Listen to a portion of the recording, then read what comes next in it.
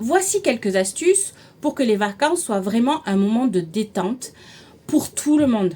Pas pour que ça soit que pour la personne qui est autiste, mais aussi pour les personnes qui l'accompagnent. Avant le départ, ça va demander de la préparation et de la communication.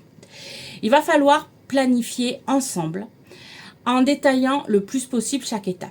Ça réduit l'anxiété. Que la personne sache qu'elle va avoir des moments calmes, qu'elle va savoir quand elle va découvrir des choses nouvelles. Le mieux, ça va être de choisir un lieu qui vous convienne.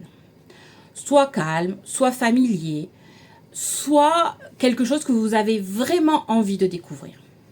Il faut préparer aussi un kit sensoriel, un casque anti-bruit, des lunettes de soleil, des objets rassurants, des odeurs rassurantes.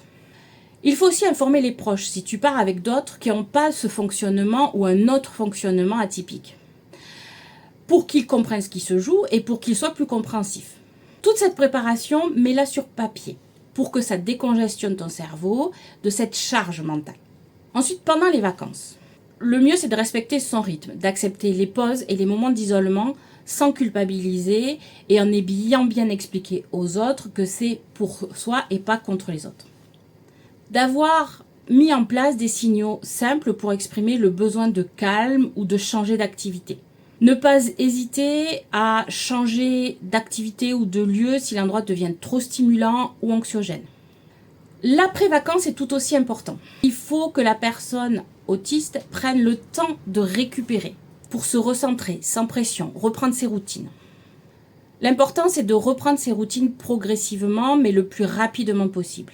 Et puis débriefer. Débriefer sur ce qui a fonctionné, ce qui n'a pas fonctionné, ce qui peut s'améliorer pour que la prochaine fois, ça soit encore mieux.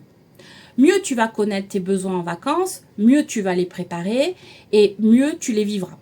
Moins tu auras besoin de temps de récupération.